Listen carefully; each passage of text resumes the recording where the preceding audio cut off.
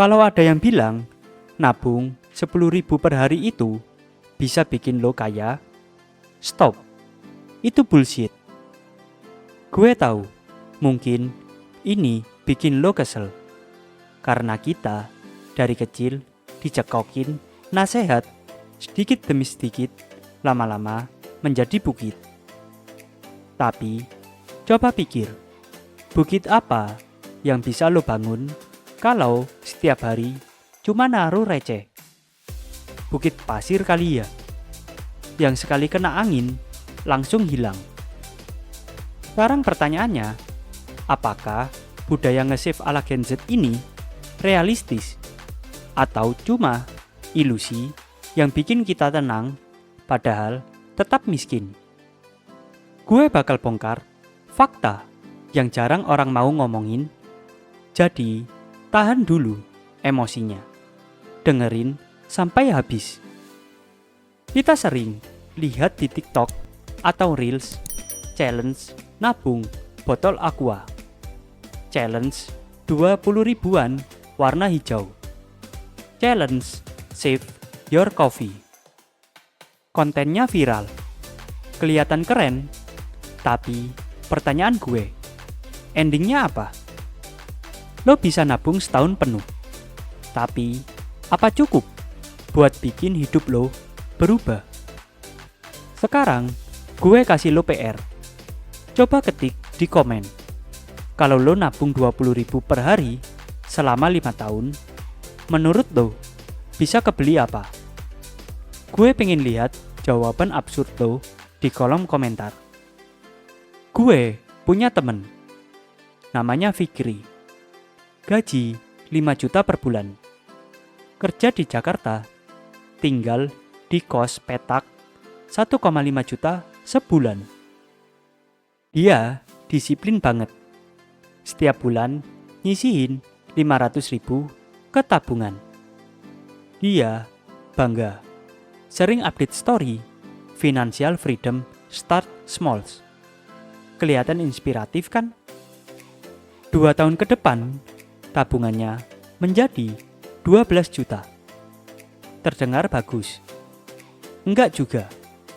Karena di saat yang sama, harga kos naik menjadi 1,8 juta. Harga bensin naik. Harga kopi naik. Bahkan tiket kereta yang dia sering pakai juga naik. 12 juta itu akhirnya kepakai buat biaya pindahan kos sama ganti HP yang rusak. Habis, nol lagi. Fikri akhirnya sadar, nabung itu penting. Tapi nabung doang sama dengan ilusi besar. Dia nggak salah nyimpen uang, tapi salah ngira uangnya bakal tumbuh sendiri. Bayangin, lo punya ember. Lo isi air setiap hari. 1 gayung, 2 gayung, terus-terusan. Tapi ember itu ada bocornya di bawah. Airnya ngalir pelan-pelan. Lo gak sadar. Nah, itu persis sama kayak lo nabung di dunia nyata. Bocornya itu inflasi. Lo bisa rajin banget ngisi. Tapi kalau bocornya lebih gede daripada isiannya, hasil akhirnya tetap kering. Nah, Gen Z sering ikut tren nabung receh atau nabung botol. Bagus sih buat bikin kebiasaan. Tapi kalau berhenti cuma sampai situ, itu sama aja lo punya ember bocor yang gak pernah lo tambal. Sekarang gue kasih angka nyata biar lo gak ketipu. Nabung 20.000 per hari itu sama dengan 600.000 per bulan. Dan kalau setahun menjadi 7,2 juta. Kalau 5 tahun menjadi 36 juta. Pertanyaan gue, 5 tahun lagi, lo mau beli apa pakai uang 36 juta. Rumah, ngimpi. Mobil, bekas doang. Bahkan buat DP apartemen kecil di Jakarta, 36 juta itu nggak cukup. Sementara harga properti naik 5 hingga 10% per tahun. Artinya, tabungan lo kalah cepat dari inflasi. Jadi, jelas kan, nabung itu realistis buat survive. Tapi over simplified kalau lo pakai buat mimpi besar. Orang gini, apakah nabung itu salah? Enggak. Nabung itu fondasi. Lo butuh buat dana darurat. Misalnya, tiba-tiba lo sakit, di PHK, atau ada musibah.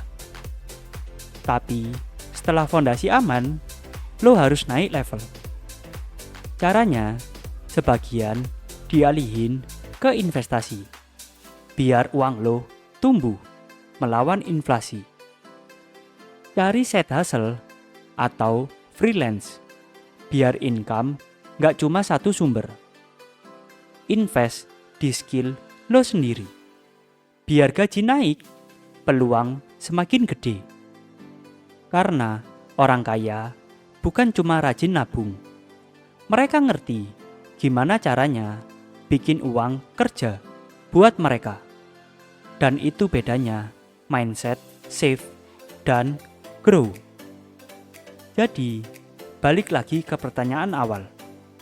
Budaya nge-save ala Gen Z ini realistis atau cuma ilusi? Jawaban gue, realistis kalau buat survive. Oversimplified kalau buat mimpi besar. Sekarang gue tantang lo. Bukan cuma ikut tren nabung receh, tapi pikir, gimana caranya duit ini bisa tumbuh lebih gede. Karena kalau lo ngerti cara mengembangkan uang, lo punya senjata yang lebih jauh powerful daripada sekedar naruh receh di botol. Tulis di kolom komentar, menurut lo, nabung itu cukup nggak buat masa depan? Gue bakal balasin jawaban paling jujur. Dan jangan lupa klik subscribe, karena di video berikutnya gue bakal kasih tahu strategi konkret biar lo nggak cuma survive, tapi juga bisa maju.